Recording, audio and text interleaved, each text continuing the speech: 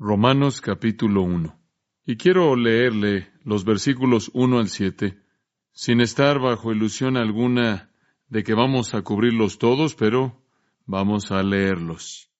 Pablo, siervo de Jesucristo, llamado a ser apóstol, apartado para el Evangelio de Dios, que él había prometido antes por sus profetas en las Santas Escrituras, acerca de su Hijo, nuestro Señor Jesucristo, que era del linaje de David según la carne, que fue declarado Hijo de Dios con poder según el Espíritu de santidad por la resurrección de entre los muertos, y por quien recibimos la gracia y el apostolado, para la obediencia a la fe en todas las naciones por amor de su nombre, entre las cuales estáis también vosotros, llamados a ser de Jesucristo, a todos los que estáis en Roma, amados de Dios, llamados a ser santos, gracia y paz a vosotros de Dios nuestro Padre y del Señor Jesucristo.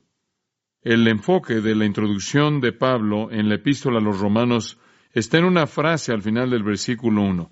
La frase es el Evangelio de Dios. Realmente ese es el tema de la epístola entera, las buenas nuevas de Dios. Una mirada rápida a cualquier periódico, un vistazo de cualquier revista semanal nos recuerda que en nuestro mundo las noticias son malas y están empeorando. Y lo que está sucediendo a gran escala simplemente es una multiplicación de lo que sucede a nivel individual. Malas noticias. De hecho, eso se ha vuelto un coloquialismo en nuestra época. Malas noticias. Como usted puede ver, los hombres y las mujeres están bajo un poder aterrador. Y ese poder que está en la profundidad de su ser los empuja a la autodestrucción. Ese poder es el pecado y el pecado es lo que lleva a las malas noticias. Simplemente a manera de resumen, veo 4 áreas primordiales en donde el pecado produce malas noticias para la raza humana y en cierta manera son secuenciales. Y no pretendo que estas sean exhaustivas o cubran toda área de la vida, pero simplemente para motivarlos a pensar. Las primeras malas noticias que el pecado trae a un individuo es el egoísmo. Son malas noticias en la existencia humana que cada uno de nosotros esté inclinado hacia cumplir nuestro propio deseo en particular a costa de lo que sea. El elemento básico de la pecaminosidad es el dominio del yo, el ego. Inclusive esto comenzó cuando Satanás cayó. Él dijo, yo haré. 5 veces en estos verbos. El hombre ha heredado esta propensidad con la venida del pecado. Él es absolutamente egoísta, está centrado en sí mismo. Él quiere hacer lo que quiere, si se le permite. Y lo que una sociedad permita, él va a hacer. Él va a ir hasta donde la tolerancia de la sociedad llegue.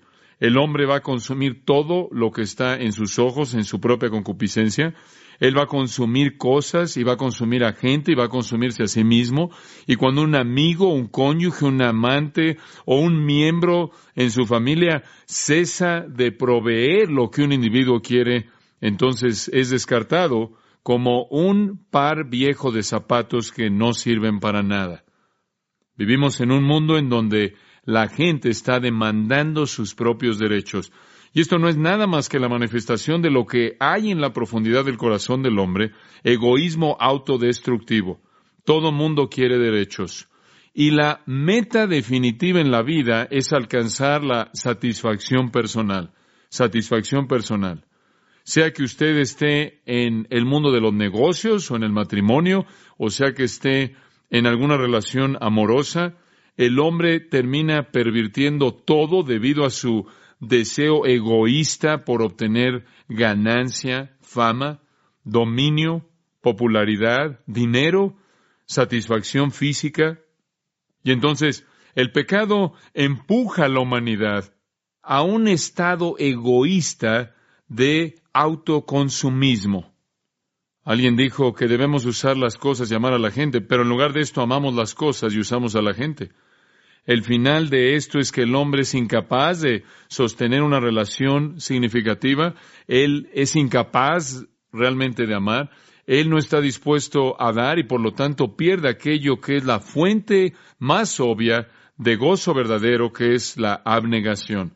el hombre se vuelve entonces dominado por una avaricia egoísta que lo aísla de todo y de toda cosa. Y el resultado de todo esto es que el hombre realmente llega a un punto de desesperanza y de soledad absoluta, y encuentra que todas las cosas que consumen sus propias concupiscencias llevan la ley de la devolución decreciente, de tal manera que entre más tiene, menos le satisface.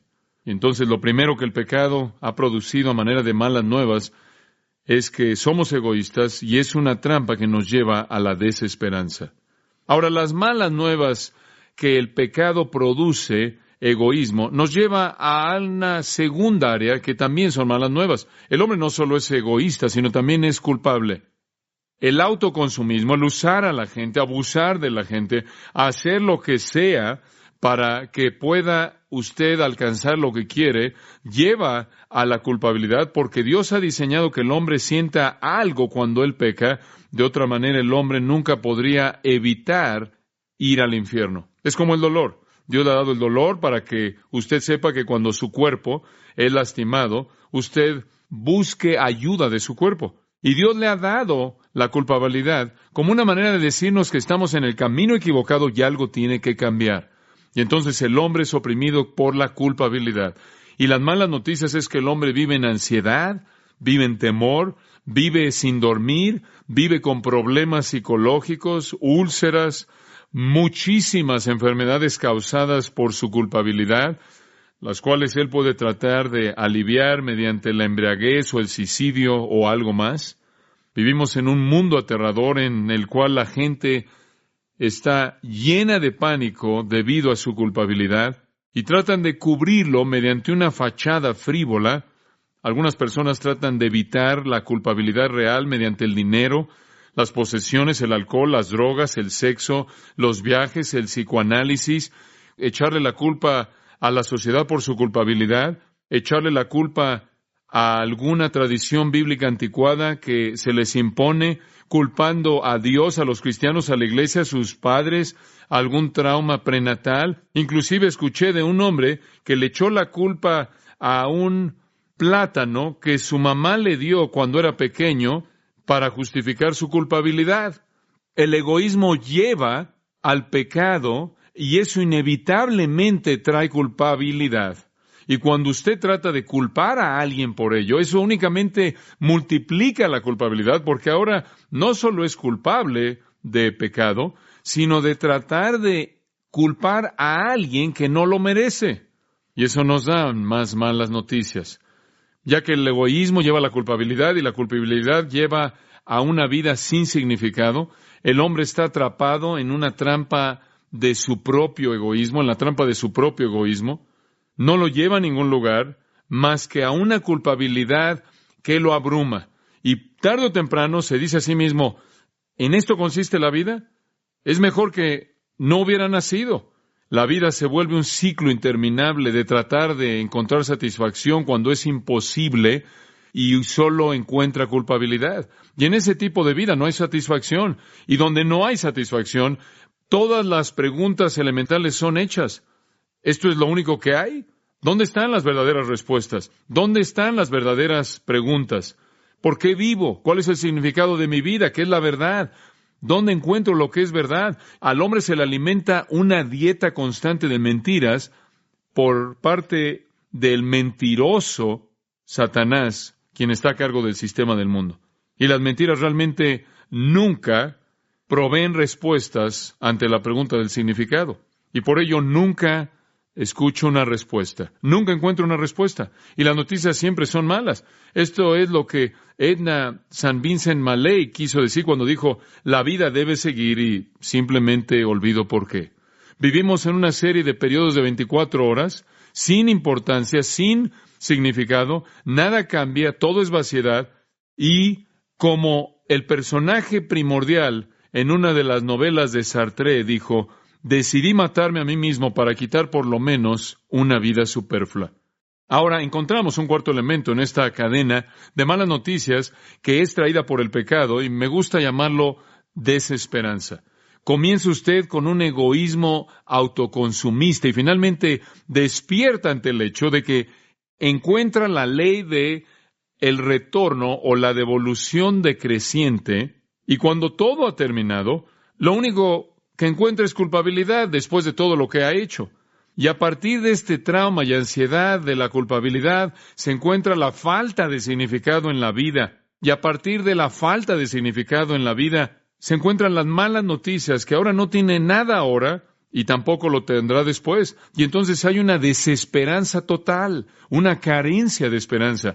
No hay satisfacción posible en una vida sin significado, llena de culpabilidad, centrada en uno mismo, únicamente la horrible expectativa de la muerte. ¿Y después qué? No hay esperanza. Entonces la gente enmascara la muerte, lo cual creo que es la obscenidad más perversa para la mayoría de la gente, pero la enmascaran al reírse de ella o al burlarse de ella o cubrirla de alguna manera para aliviar el temor que esto trae. Pero en últimas, son las peores noticias de todas.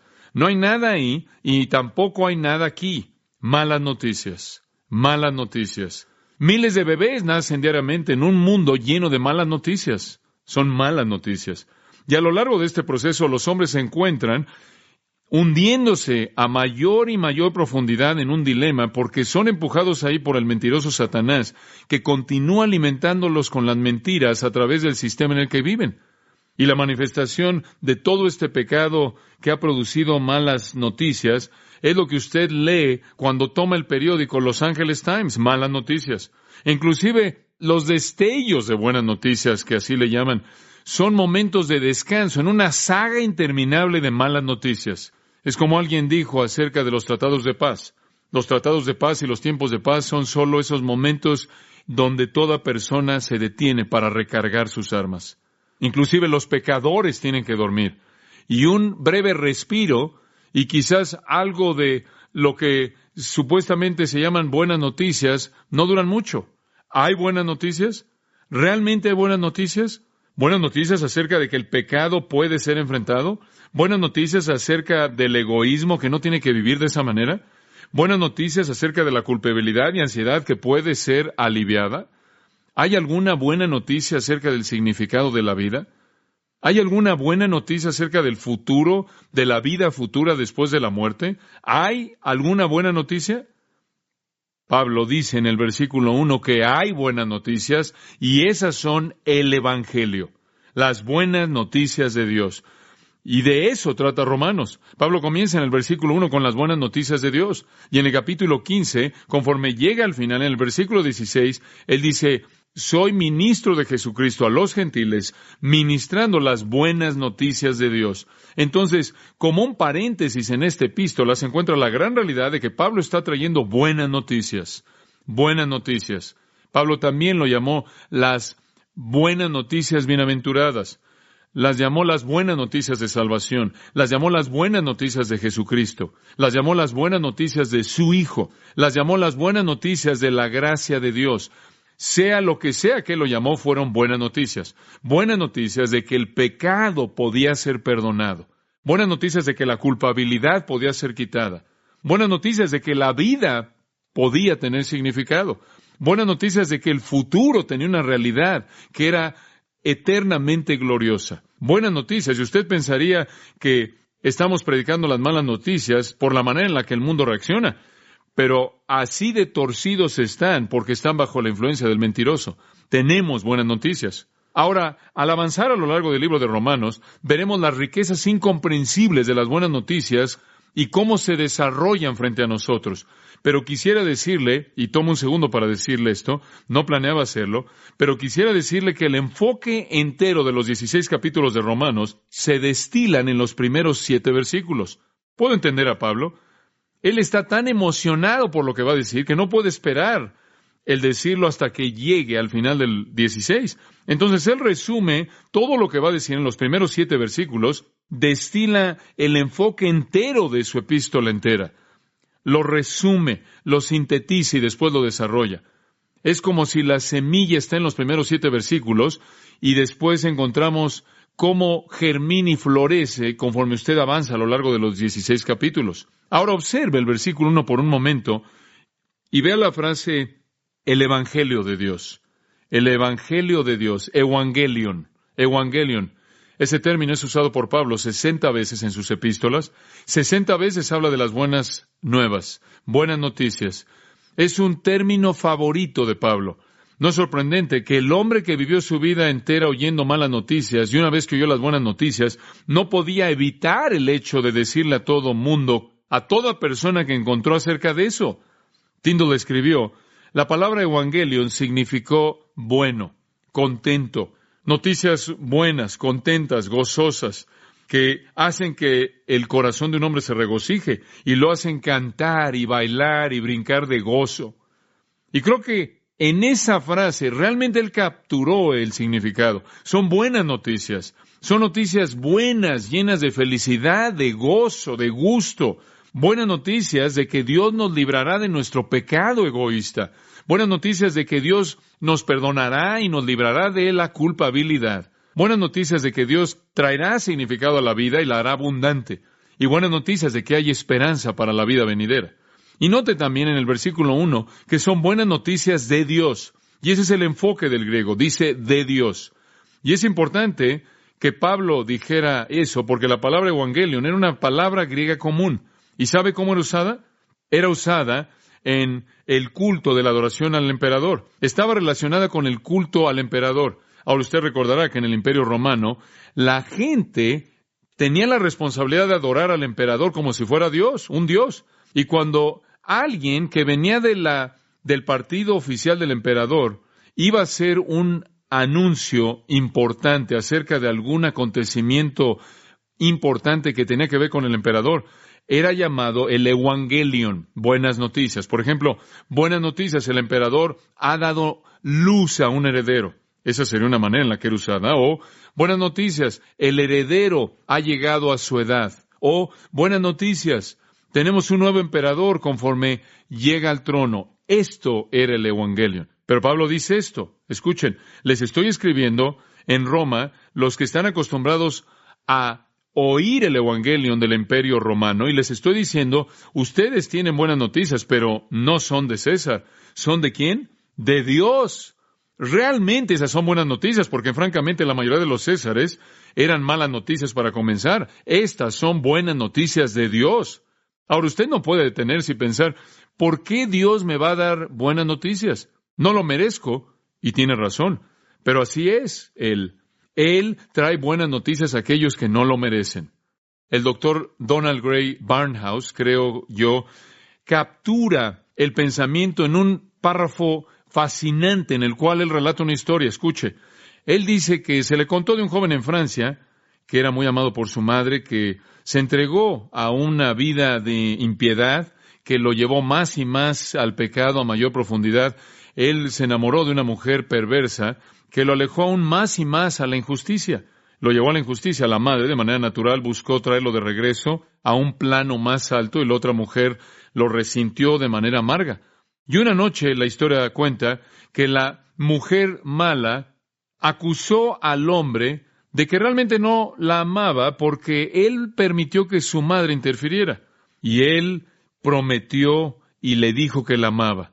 Ella apeló a su mente embriagada diciendo, si realmente me amas, entonces te vas a deshacer de tu madre y de sus ruegos constantes. Bueno, de acuerdo con la leyenda, el joven salió corriendo de la habitación a una casa cercana en la cual su madre vivía y le pegó hasta matarla, arrancando el corazón de su cuerpo para llevarlo de regreso a su amante como prueba de que él había quitado la vida de su madre. Y después, dice Barnhouse, llegó el clímax del cuento. Conforme entró corriendo en su insensatez, él se cayó y a partir del corazón ensangrentado salió una voz que le dijo, hijo mío, ¿estás lastimado? Barnhouse dijo, esa es la manera en la que Dios ama. Un perdón absoluto y total. Entonces, así es como Dios ama. Carlos Wesley lo expresó en un himno. La profundidad de la misericordia. ¿Puede haber misericordia aún reservada para mí? ¿Puede mi Dios perdonarme y hacer a un lado su ira al primero de los pecadores? He resistido su gracia por mucho tiempo. He provocado su ira. No he oído sus llamados. Lo he entristecido 1000 veces. Y entonces Wesley se maravilló entre las buenas noticias de que Dios le extendió esto a los hombres inmerecedores. Amados, estas son buenas noticias. ¿No le da gusto tener estas buenas noticias? Ahora vamos a ver en estos 7 versículos y vamos a ver en las próximas semanas cómo se desarrollan las buenas noticias. Y esencialmente aquí hay 7 aspectos. Vamos a comenzar con el primero, el predicador de las buenas noticias. El predicador de las buenas noticias. Quizás es porque soy un predicador y ministro que me hallo atraído, me veo con un gran deseo de pasar algo de tiempo en esto porque me habla tanto. Y si usted me permite, por un momento me voy a predicar a mí mismo. Ahora, Dios llamó a un hombre único para que fuera el vocero primordial de las buenas noticias. Versículo 1, Pablo, ¿se acuerda de él? Pablo, él era ese hombre, el predicador de las buenas noticias, único. Se le encomendaron los misterios, aquello que había estado escondido de generaciones pasadas y pueblos pasados, y ahora revelado, es lo que dice en Efesios 3 y Colosenses capítulo 1. Él era el orador primordial de Dios para ser el heraldo de las buenas noticias. Ese judío sobresaliente con preparación académica griega y ciudadanía romana. Ese hombre con capacidades increíbles como líder, un peleador muy motivado, determinado, expresivo, brillante, un hombre con una capacidad de expresión única, especialmente llamado y convertido por Dios mismo. Ese hombre que completó 3 viajes misioneros proclamando las buenas noticias desde Jerusalén a Macedonia y cruzando por ese territorio. Pablo fue un siervo único que podía hacer milagros, sin embargo, no podía quitarse su propio aguijón en la carne. Pablo que podía salir de prisiones, como lo hizo en Filipos, sin embargo, fue un prisionero. Pablo es el predicador. Y le recuerdo que todo predicador que ha predicado desde ese entonces ha dependido de los sermones de Pablo para su material. 13 libros del Nuevo Testamento, el legado de este hombre a través de la inspiración del Espíritu Santo. Ahora él nos cuenta 3 cosas acerca de sí mismo en el versículo 1. Primero, Pablo, siervo de Jesucristo. La palabra es esclavo realmente. Observe conmigo por un momento Éxodo 21. Permítame ver si le puedo dar un contexto judío para la manera de pensar de Pablo. En Éxodo capítulo 21 descubrimos algo de la relación entre amo y esclavo, amo y siervo, entre el pueblo de Dios, conforme Dios les da unas leyes. Y en los versículos 5 y 6 leemos esto. Si el siervo dice, amo a mi amo, mi esposa y mis hijos, no voy a irme como alguien libre. En otras palabras, si el siervo dice, no sirvo porque se me forza, no sirvo porque se me paga, no sirvo porque tengo temor, sirvo porque amo a mi amo. Por lo tanto, nunca voy a salir como un hombre libre. Y él era conocido como un esclavo. Y esto es realmente la esencia de la palabra doulos usada en Romanos 1. Un esclavo voluntario. Y observe lo que sucedió en el versículo 6. Su amo lo traía a los jueces y ellos afirmaban esto y ellos también lo llevaban a la puerta o a un marco de una puerta en donde había madera y su amo perforaba su oído y lo servía para siempre. Y si usted decía, quiero servir motivado por amor, y nunca me voy a ir porque te amo, entonces era llevado usted a la puerta y ahí donde las mujeres se perforan los oídos, lo cual es insignificante, algo muy significativo sucedía, y ese lóbulo del oído era presionado contra la madera y era perforado y llevaba de manera permanente la marca que expresaba, soy un esclavo de amor. Ahora esa es la esencia de lo que está atrás de Romanos 1:1. Regresa esa porción. Y Pablo está diciendo, yo soy un esclavo. Esto es algo que yo he escogido por amor, no por temor. Y habían millones de esclavos en el Imperio Romano. Quizás no todos entendían este concepto judío. Quizás algunos de ellos sí. Estoy seguro de que algunos de ellos servían por amor. Pero la mayoría de los esclavos en el mundo romano, en la cultura griega, no eran tratados como personas, sino como objetos, como herramientas. Si usted quería, usted podía matar a sus esclavos. No era algo importante. Por lo tanto, algunos comentaristas bíblicos dicen acerca de este pasaje que Pablo está usando doulos solo en su sentido judío, que él solo está hablando de la afirmación de su amor y de que está hablando de la dignidad de un servicio así. Y por cierto, en el uso hebreo del concepto de siervo, alguien en los rangos más elevados podía ser un siervo. Los reyes tenían siervos, ministros que ministraban a sus necesidades reales, y entonces en un sentido hebreo, un siervo podía ser un término sublime de gran honor y gran dignidad. Por ejemplo, en Génesis 26-24 dice que Abraham era un siervo. Números 12-7 dice que Moisés era un siervo. En Josué 24 dice que Josué era un siervo. En 2 de Samuel 7:5 dice que David era un siervo. Y en Isaías 20, versículo 3 dice que Isaías era un siervo. Y en Isaías 53 dice que cuando el Mesías venga será un siervo. Y entonces muchos comentaristas creen que Pablo está diciendo, soy un siervo de Jesucristo, y que dice esto como un énfasis de la dignidad de su responsabilidad en un sentido hebreo, más que en un sentido griego de menosprecio. Pero realmente creo que eso no es correcto. No es el punto de Pablo. Sí hay cierta exaltación, hay cierto honor, hay cierta dignidad maravillosa, incomprensible por ser llamado un siervo de Jesucristo. Hay un sentido en el que usted espera servir a la majestad y realeza del Rey de Reyes y Señor de Señores, y eso es verdad.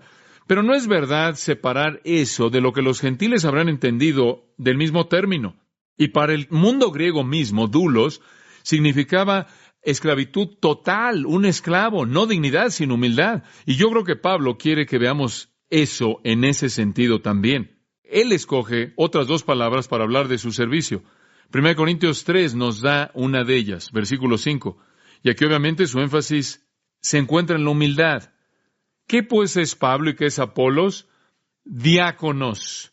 De ahí obtenemos la palabra diácono, significa un mesero. Si usted veía esa cultura, realmente significaba alguien que quitaba los platos sucios. ¿Pero qué somos nosotros más que meseros, mediante los cuales creísteis, conforme a cada uno concedió el Señor? Yo planté, Apolos regó, y Dios dio el crecimiento. Así que en el que plantes algo, en el que rega, sino Dios que da el crecimiento. No somos nada, él dice, sino meseros. Más adelante, en 1 Corintios 4:1, él dice, somos siervos de Cristo. Y él usa una palabra diferente. Él usa la palabra huperetes. Es la palabra traducida ministros en algunas versiones. Es huperetes. Huper significa abajo. Etes viene de una palabra que significa remar. Es un remero. Tenían barcos de 3 niveles con tres cubiertas. En esas 3 cubiertas habían 3 niveles de esclavos de galeón que estaban remando para que esos navíos, esos barcos avanzaran.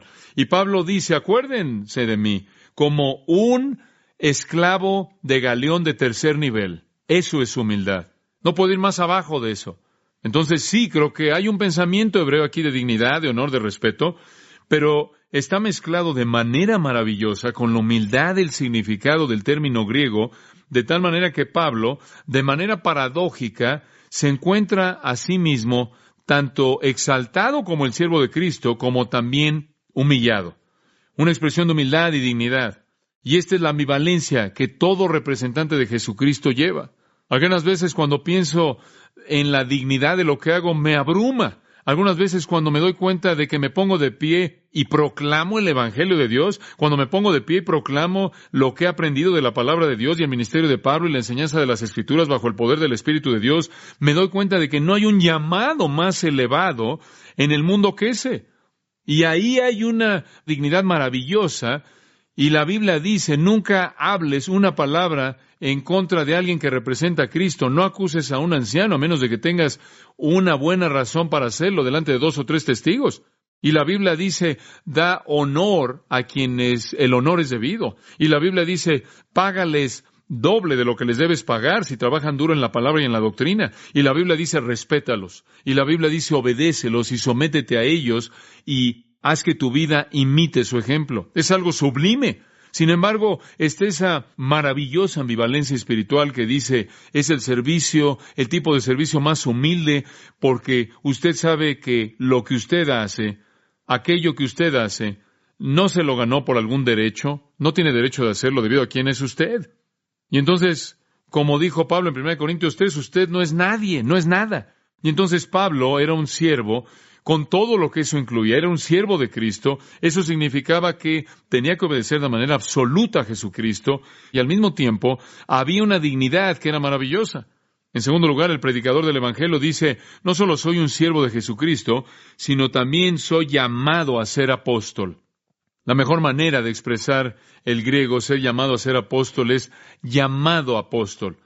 llamado apóstol. La idea es que él era un apóstol, no porque él decidió serlo, sino porque Dios decidió y lo llamó de manera eficaz. No hay una selección humana aquí. Por cierto, el término apóstol fue usado primero por el Señor en Lucas 6:13. Él llamó a sus discípulos apóstoles. Ahora, Pablo era llamado apóstol por Dios. Rápidamente, por un momento, acompáñeme a Hechos capítulo 9. Y usted se acuerda, a partir de la semana pasada, que Pablo iba camino a Damasco a perseguir cristianos. Y el Señor lo detuvo y lo cegó, y después vino un hombre llamado Ananías, quien cuidó de él, y en el versículo 15 de Hechos 9, el Señor dijo a través de Ananías a Pablo, id, ve, porque instrumento escogido me es este, para llevar mi nombre. ¿Él es un qué? Un instrumento escogido. No fue su decisión, fue la decisión de Dios. En el capítulo 22 de Hechos, Pablo mira hacia atrás, y él se acuerda de lo que Ananías le dijo. Ananías llegó a él, así como el Espíritu lo instruyó en el capítulo 9, y le dijo en el versículo 3, hermano Saúl, recibe la vista. En la misma hora vi, y él dijo, el Dios de nuestros padres te ha escogido para que conociese su voluntad, y vieras al justo, y oyeras la voz de su boca. Esto es Cristo, porque tú serás testigo a todos los hombres de lo que has visto y oído. Observe ahora el capítulo 26, versículo 16. El Señor dice, Pablo está recordando aquí su testimonio, pero levántate y ponte sobre tus pies, porque para esto te ha parecido a ti, para ponerte por ministro y testigo de las cosas que has visto y de aquellas en que me apareceré a ti, librándote de tu pueblo y de los gentiles, a quienes ahora te envío, para que abra sus ojos, para que se conviertan de las tinieblas a la luz y de la potestad de Satanás a Dios, para que reciban por la fe que es en mí perdón de pecados y herencia entre los santificados. Por lo cual, oh rey Agripa, no fui rebelde a la visión celestial, él fue llamado apóstol. De hecho, en 1 Corintios 9, él dice, ay de mí si no predicar el evangelio.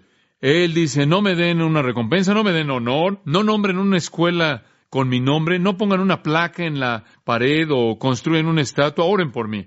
Dios me ha dado la tarea que yo no pedí, y si yo lo echo a perder estoy en muchos problemas.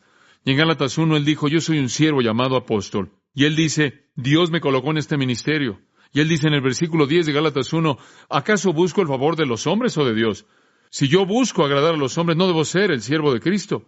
Y él dice, y les he dado a conocer, les doy a conocer que el evangelio que fue predicado por mí no es evangelio de hombres, porque no lo recibí de hombres, ni fui enseñado por hombres, sino por la revelación de Jesucristo. Él dice, mi llamado es de Cristo mismo. Ahora, creo que esa es una palabra muy importante. Si usted va a representar al Señor Jesucristo, más vale que sepa que lo llamó usted. Yo no daría un paso hacia adelante si no estuviera seguro de que Dios me había colocado en el ministerio. Va más allá de mí ahora. El término apóstol, que es traducido ya en Romanos 1 como apóstol, significa uno enviado, un comisionado, alguien despachado, un mensajero, un embajador, un emisario. Por cierto, en esos días tenían ciertos barcos que se llamaban barcos apostólicos. Y los barcos apostólicos no eran barcos que llevaban apóstoles, tenía un sentido secular, un uso secular. Un barco apostólico era un barco de cargamento. Era enviado con un cargamento para otra ciudad. Y entonces significaba cualquier cosa despachada o enviada. Y Pablo está diciendo, yo fui enviado, pero el hecho de que fui enviado no fue una decisión personal. ¿Sabía usted que el término apóstol aparece 78 veces en el Nuevo Testamento y en la mayoría de esas ocasiones se refieren a los 12 y a Pablo que fueron enviados de manera especial? De manera especial.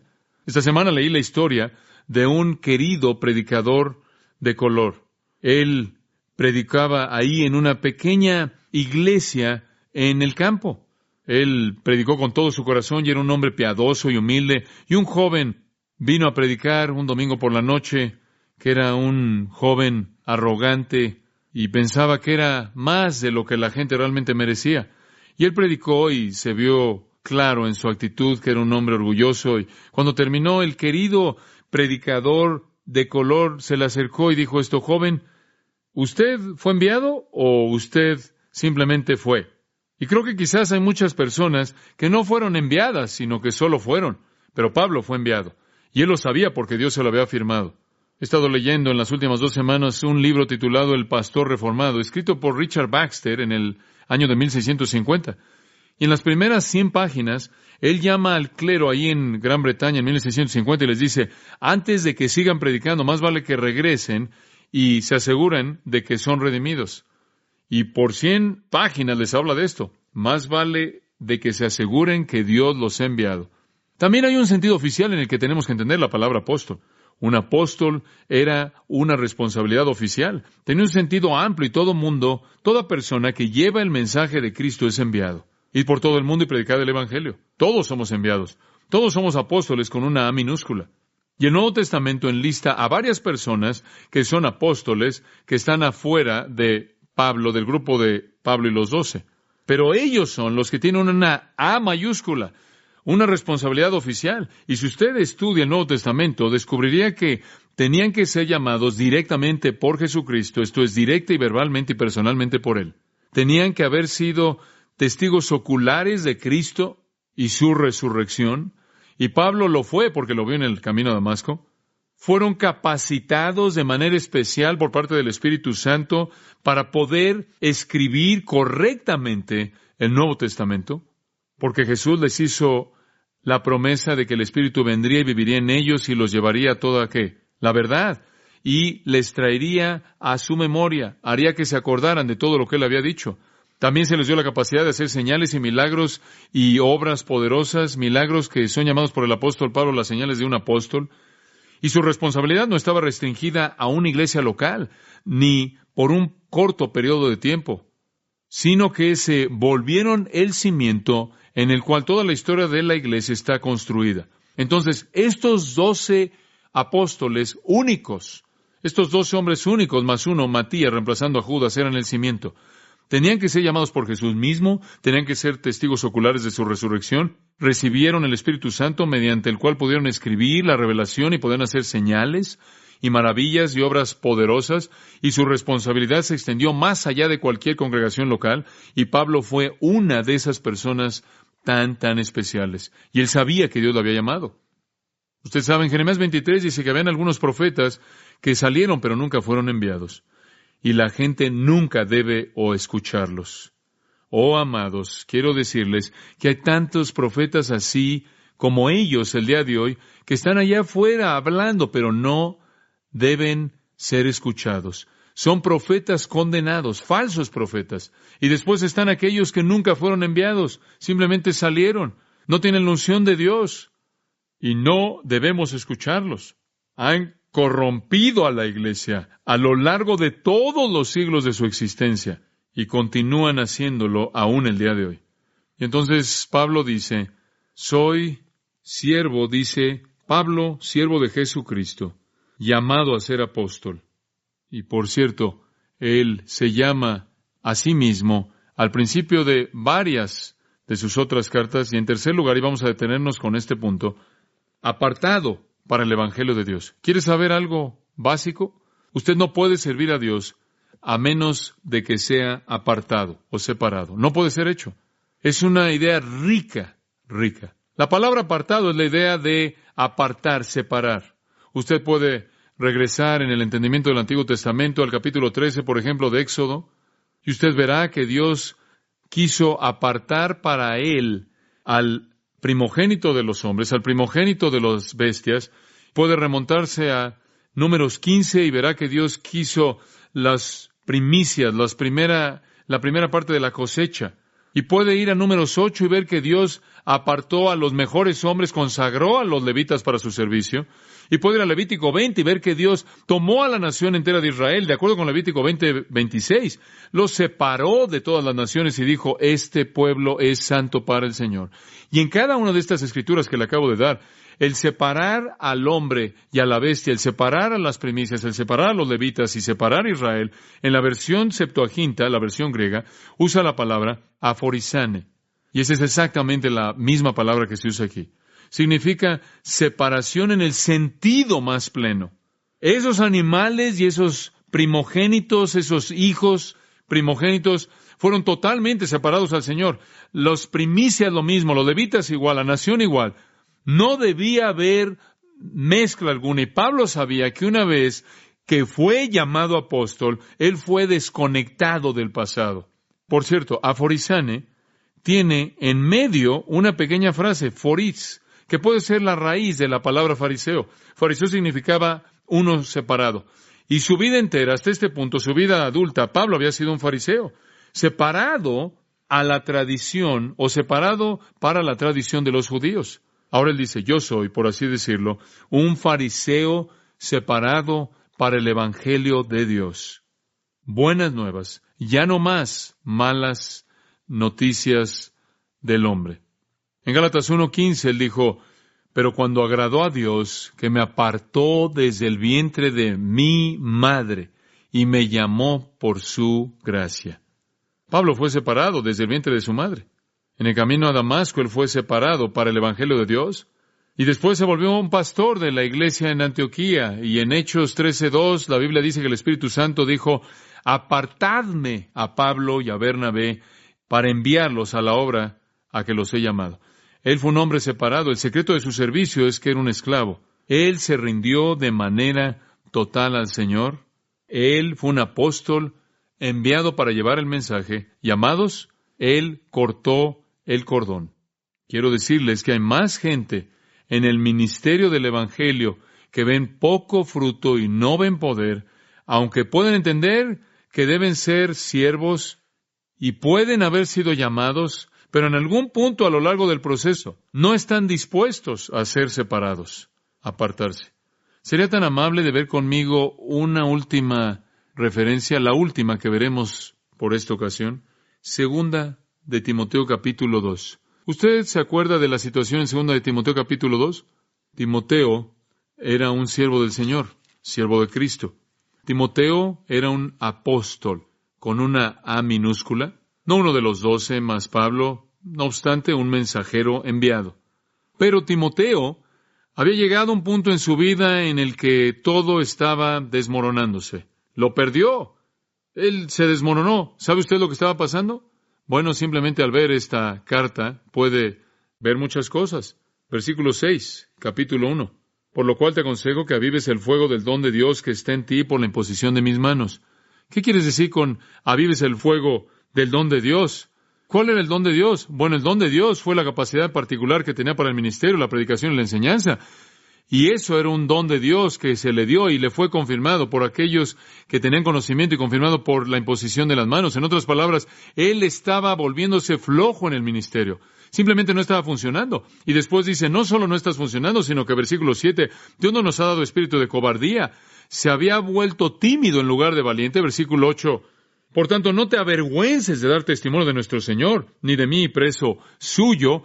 Aquí está Timoteo, un hombre discipulado personalmente por Pablo, lo suficientemente dotado como para haber seguido a Pablo como el pastor de la iglesia Efesia. Este es el Timoteo de quien Pablo le dijo a los corintios, se los voy a enviar para que él los corrija, porque él les va a recordar toda mi manera de operar, de cómo hago todas las cosas. Esto fue reproducción. Este era el hijo número 1 y él no está funcionando. Él es tímido y está avergonzado del Evangelio, inclusive de estar asociado con Pablo. Y capítulo 2, versículo 15, procura con diligencia presentarte a Dios aprobado como obrero que no tiene de qué avergonzarse, que usa bien la palabra de verdad. Aparentemente ni siquiera realmente estaba haciendo su trabajo, estaba cumpliendo con su trabajo con la palabra de Dios. Pero el versículo 16 dice que estaba involucrado en palabrerías profanas y vanas, luchando ahí con filosofías. Versículo 22 indica que él probablemente estaba enredándose con algunas pasiones juveniles. Versículo 23, que él estaba involucrado en cuestiones necias e insensatas. Él carecía de gentileza. En otras palabras, todo estaba desmoronándose. Él había sido jalado por el sistema. Y la palabra le llega en el capítulo 2, versículo 4. Pablo le dice esto, Timoteo, ¿se te ha olvidado que eres un soldado? Versículo 3, ¿se te ha olvidado que debes soportar el sufrimiento como un buen soldado?